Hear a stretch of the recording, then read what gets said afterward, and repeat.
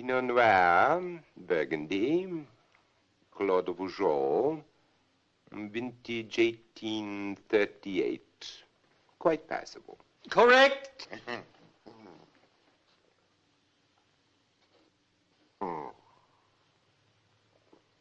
Burgundy, Volnay, 1832, and it's from the better slopes of the vineyard. It's very good. Correct. I must say you seem to know your wine, sir. I should. However, I feel I must comment on your most unorthodox method of tasting. Huh? Well, the accredited procedure is, of course, to partake of a small mouthful like this. Whoosh it around in the mouth like that. And then inhale like this. Thus releasing the aroma. You do it your way and I do it my way, huh?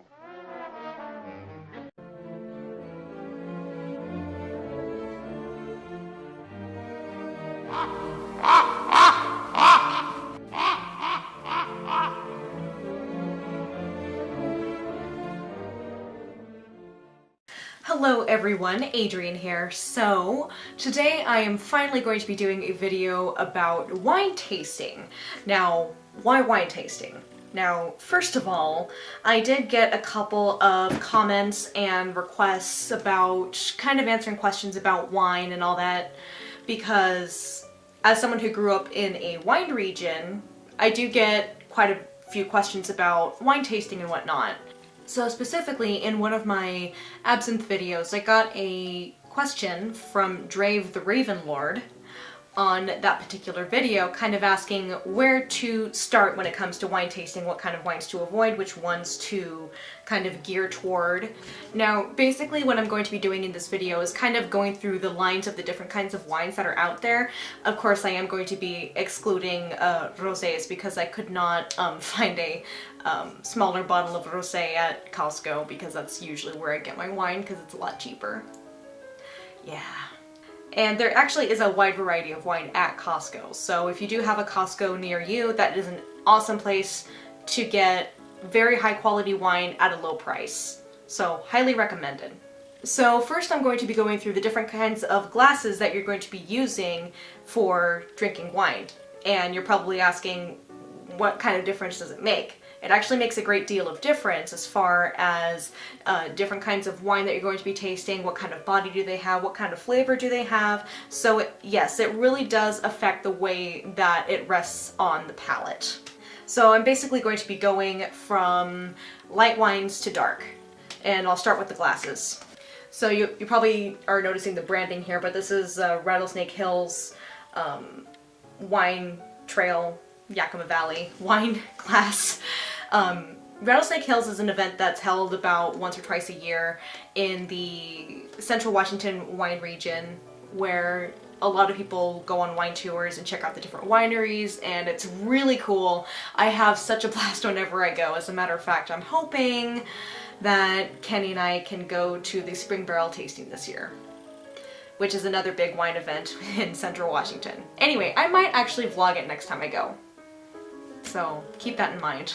So this kind of glass is meant for a light-bodied white wine. So I'm talking like Riesling and maybe even ice wine. I don't know if that's a thing where your guys are from, but it's definitely a thing here in Washington. So Riesling, white Moscato, that sort of thing.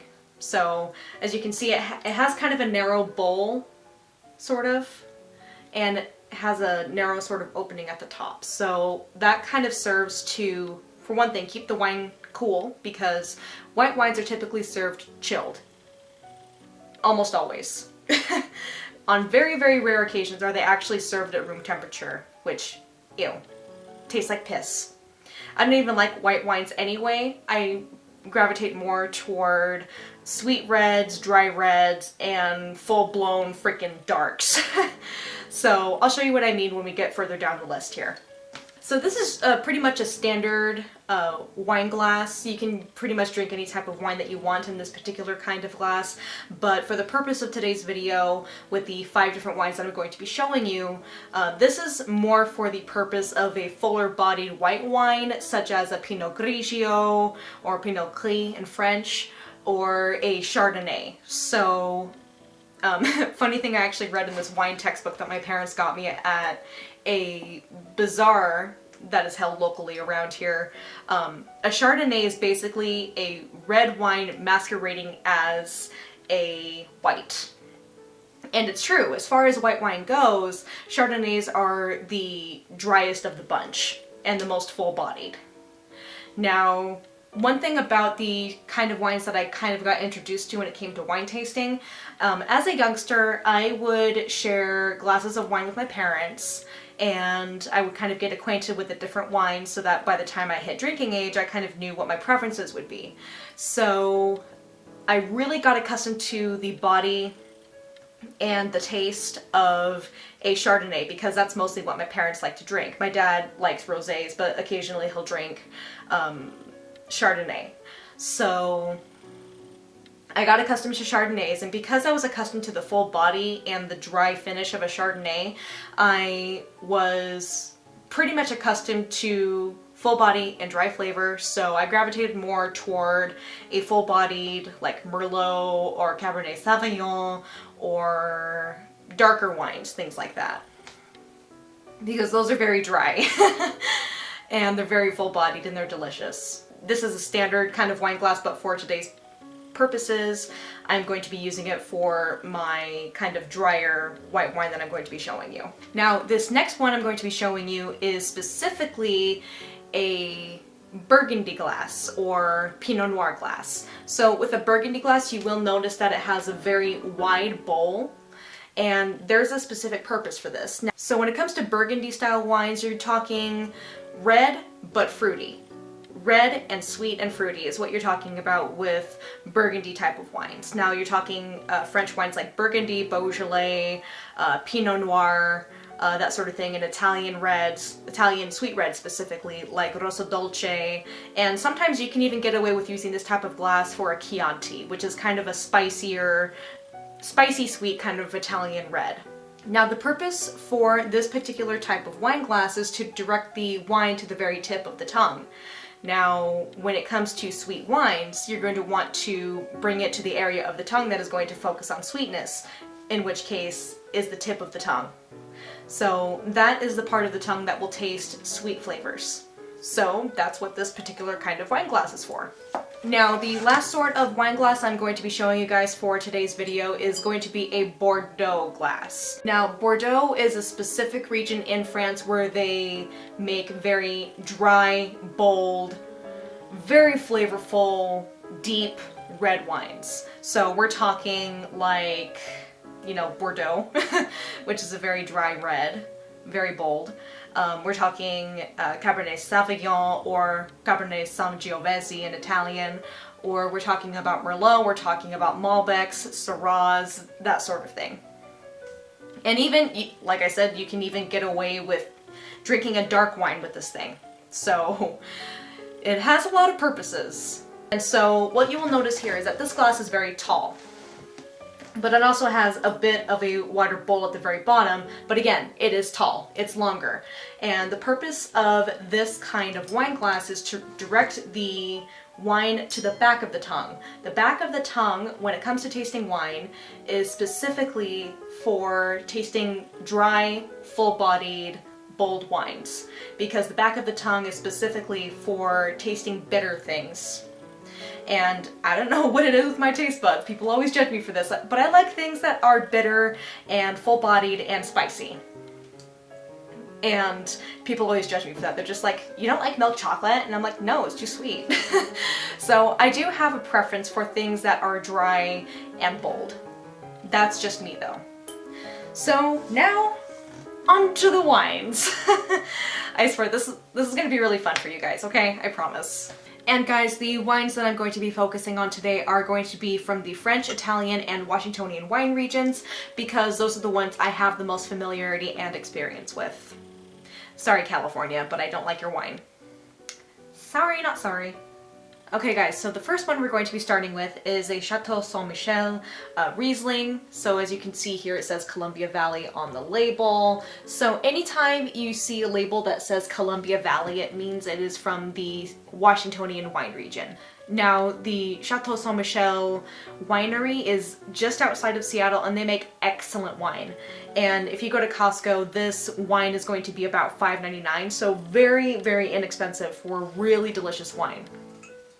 So this is a Riesling, so this is going to be at the lighter end of the spectrum of wines I'm going to be showing you today. So this is going to be limey and peachy kind of characteristics, and this kind of falls in between sweet and dry. So you are first hit with the sweet flavors when you first take a sip, and then as you're letting the flavors swish around in your mouth, it is going to have a tiny bit of a dry finish. So this is the best of both worlds. It's a really good introduction to wine. I'm going to be showing you guys sample sizes of these wines. I'm not going to be sucking down the whole glass. Not going to be doing that. Just like if we were at a Washingtonian winery. So with this preliminary tasting, I'm going to show you guys exactly how to do it.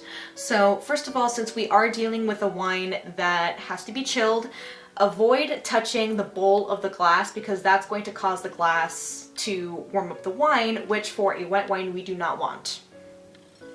So that's something awesome to keep in mind about this one. And so first thing you're going to do, as soon as your server pours you your sample size, you're going to be swishing it around the glass like so. And this basically kind of releases the aromatic flavors for the wine, lets it breathe a little bit, get some oxygen, and it will kind of bloom, it'll blossom. And so as soon as you're done swishing it around a little bit, you're going to stick your nose in it. I know that sounds very strange, but the first taste of wine is always with the nose. Always. So, like so.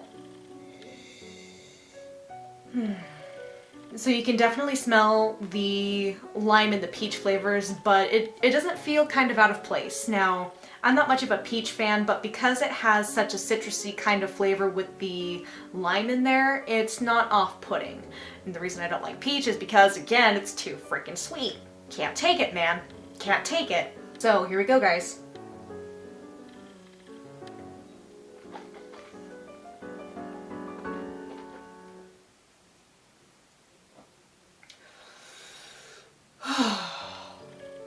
Oh my god, it's been such a long time since I've had a Riesling. Woo!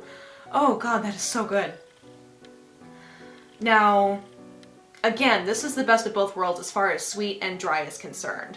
So you're very much hit with the sweet flavors. You get a little bit of the dry when you direct it toward the back of your mouth. And then as you swallow it, you get a little more of the dry finish, but you also get kind of the release of the lime flavors. So it's very citrusy, it's very fresh. This is a good kind of springtime or summertime kind of wine if you're into that. So again, this is a really good introduction to wine if you guys want to get started. It's pretty great.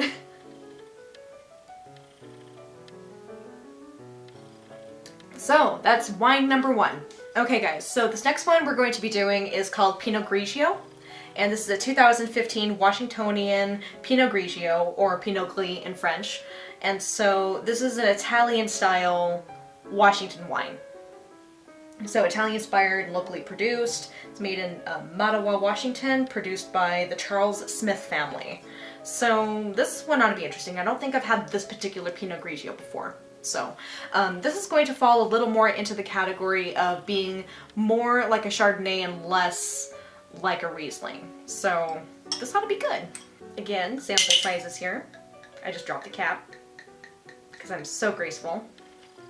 So again, we're going to be doing the standard swishing it around, let it breathe a little bit, get the oxygen flowing, kind of let it bloom and flower. It's going to be lovely.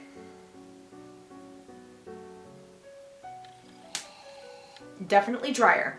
Definitely drier. Definitely a heavier kind of barrel that's used to have this sit. Alright, let's go for it, baby.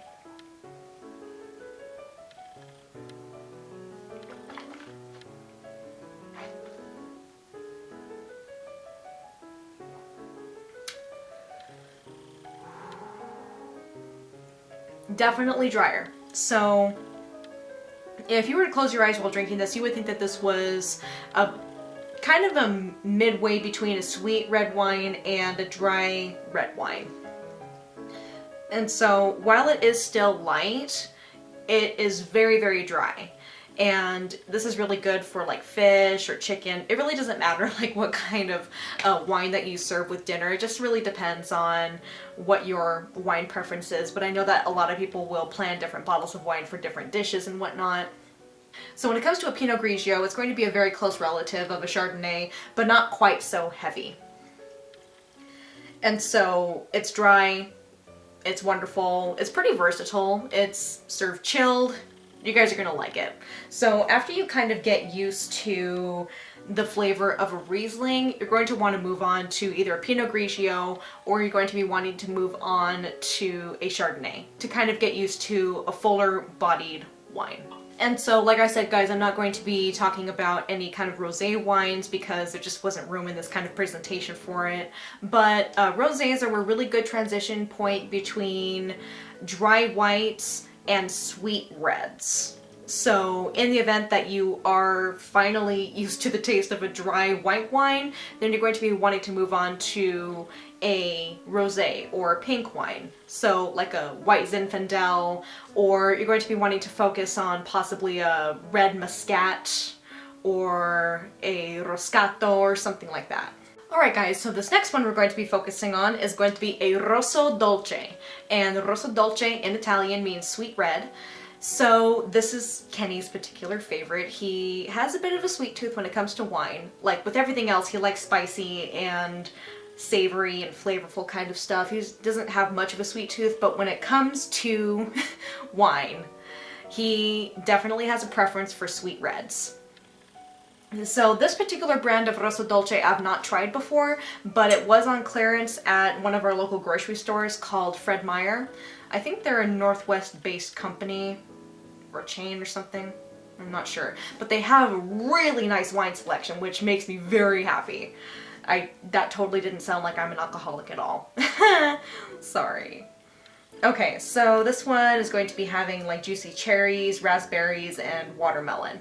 Now, the one that Kenny and I typically have usually has kind of like a pomegranate flavor that's very, very dominant. And I really like that one. This one I've not yet tried, but we'll see how it goes. And I'm going to be using the Pinot Noir or Burgundy glass for this. All right, here we go, guys. Okay, so as you can see here, there's a little bit of carbonation as far as this one's concerned. I didn't quite expect that. Ooh, that's actually pretty pleasant. I can definitely smell the cherries in there. Like the Marcino cherries. That's what it smells like. Kind of reminds me of a Shirley Temple a little bit, sort of. As far as the taste, or as far as the smell is concerned. I swear to God I'm not drunk. I've barely even had anything. Don't judge me.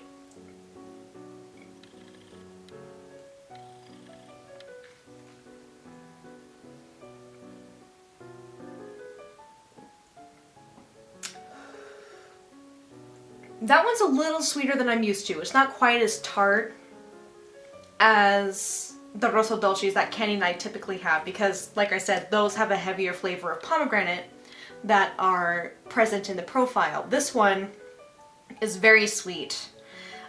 This could almost pass for like a dirty Shirley. That's how sweet it is. And it has a little bit of a bubbly kind of quality, a little bit of carbonation. Again, you're going to be serving a light, sweet red wine like this chilled. So that's just something to keep in mind. It's pretty refreshing, good for summertime, good for spring. That's what I like. I mean, I will tolerate these Rosso Dolces just as long as they're has some kind of tart quality to them instead of just whacking you straight in the face with sweetness. That's just me though.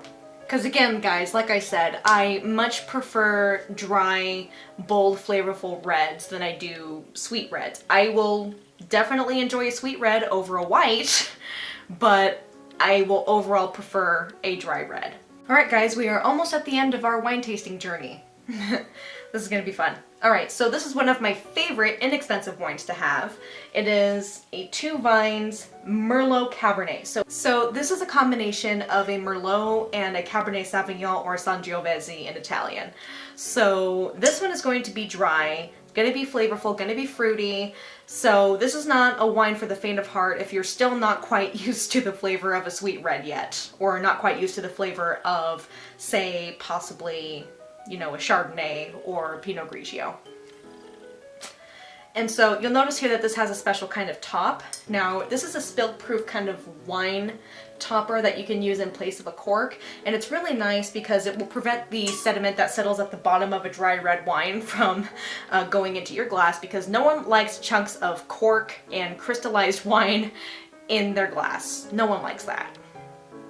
And then another thing too is that it has a little tube in there to let some oxygen flow into the wine as you're pouring it. So that's really nice. And it's also spill proof, so the second you pop it, it's not going anywhere. You might be able to find these in your local grocery stores, or possibly even local wineries or liquor stores or something. They may have something like this. This one I got at the Hyatt Winery in the Central Washington kind of wine regions. Okay, so enough chatting, and here we go.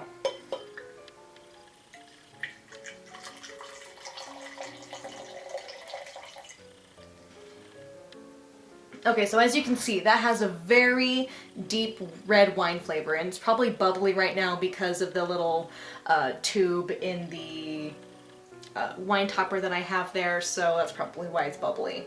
I promise, typically Merlots and Cabernet Sauvignons are not going to be bubbly, so just wanted to give you guys a heads up about that. It's probably just the topper. It's fine. Okay, so I'm going to swish this around the glass to get it to breathe a little bit. And as you can see, as far as a red wine glass is concerned, like a Bordeaux glass, like what I'm using right now, it is a lot better for letting a dry red wine kind of swirl around the glass. So when it comes to dry reds like this, it does require a little bit more swishing.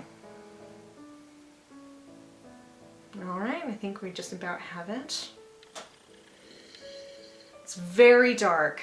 It's very dark. So I'm smelling a lot of blackberry, a lot of like dark cherries, possibly even black cherries in there. Definitely the Merlot grape. Definitely a Cabernet Sauvignon grape.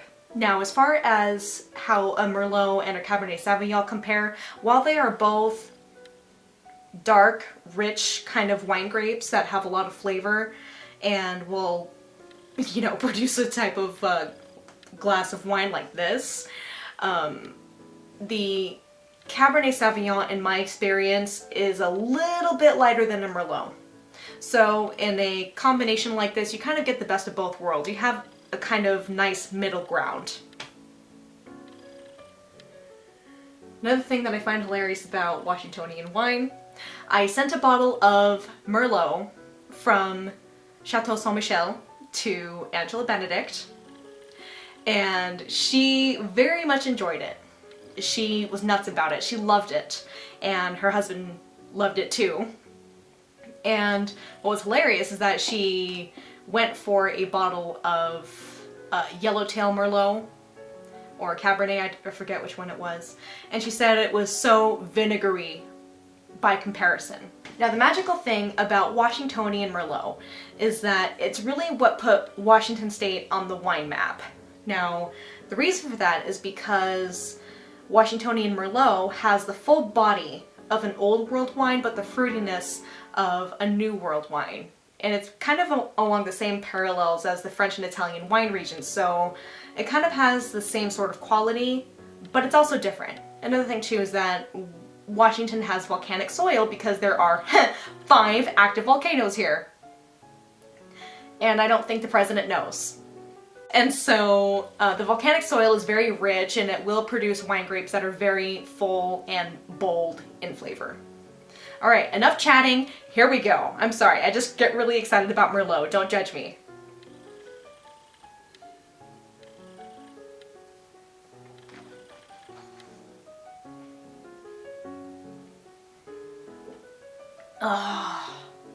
Oh my god, that's lovely. Oh yeah, baby. Oh my god, that makes me so happy.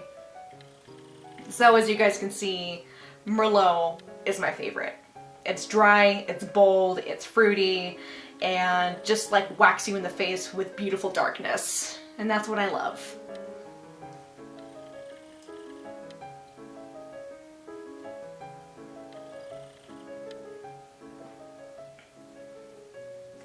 Another thing too, I'm tasting the oak barrel that is used to store the wine.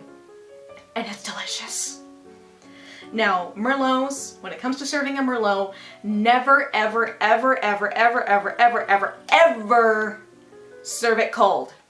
You're just asking for trouble and it's gonna taste very badly, I promise. Just don't do it.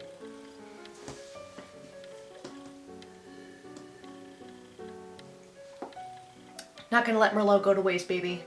Okay guys, so the darkest and the final wine I'm going to be sharing with you is going to be this Côte de Rhône Village wine. It's from France, as the name kind of suggests. And this is a very dark but fruity wine. So not only is it dry, but it's very dark, very fruity. They use a lot of dark fruit to make this. Now, as far as this one is concerned, as far as the composition of it, it uses a lot of deep black fruit, like blackberries, and that usually comes from a Syrah kind of wine, which is a darker wine. And then they also use a Grenache, which adds a kind of black plum, a little more blackberry and all that. And then Merlot gives a sense of sweet earth. I haven't had this one in a while. Last time I had this, I drank an entire bottle and I threw up. Wasn't cool. But guess what? That's what we do here. We drink responsibly. Whether it's absinthe, whether it's wine, we drink responsibly, okay? Thank you. This has dark chocolate in it, so... Ooh. Oh my god, that is dark. Oh my god. It smells amazing. Oh my god, that is so dark. That is amazing. Yes, baby. Alright guys, final one. As you can see, this is a lot darker than the Merlot that I showed you earlier. So it's going to be a lot bolder, a lot more flavorful, very good. You're going to like it. I can definitely smell the chocolate in there. And let me see. Kind of giving this a little swish around a little bit.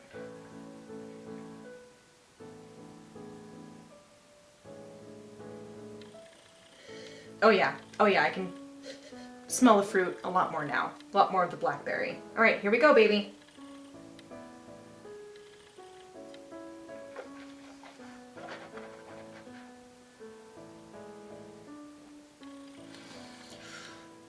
Oh man.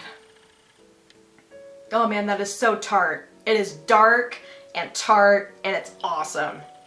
So again, this is not a wine for the faint of heart. This is definitely a kick you in the ass, good, dark red wine. Excuse me, sorry. Tiny bit of that went down the wrong pipe. But as far as this one is concerned, it's very dry.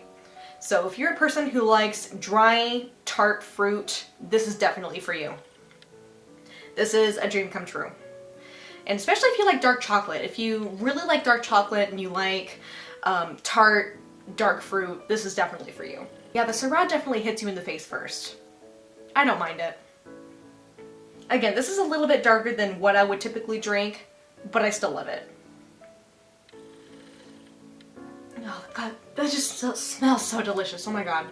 And that's a darker barrel. That is definitely a darker barrel than the oak wood that I would typically taste with a Merlot. I'll have to look into that. But I still like it. It's very earthy. Alright guys, I hope you liked my introduction to wine here. I hope you found it fun, engaging, and enjoyable. And I hope you guys learned something about wine. So seriously guys, go forth, go try these wines for yourself, or try the wines that are available in your region if you can. And kind of tour the wineries if you can.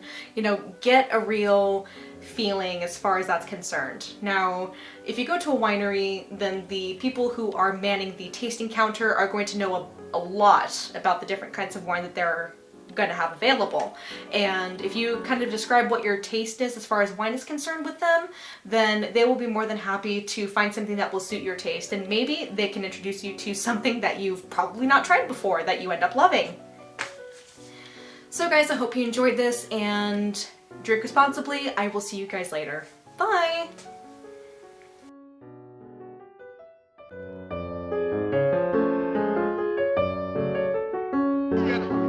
Afraid to try me, huh? You coward! You poser! I say call the police!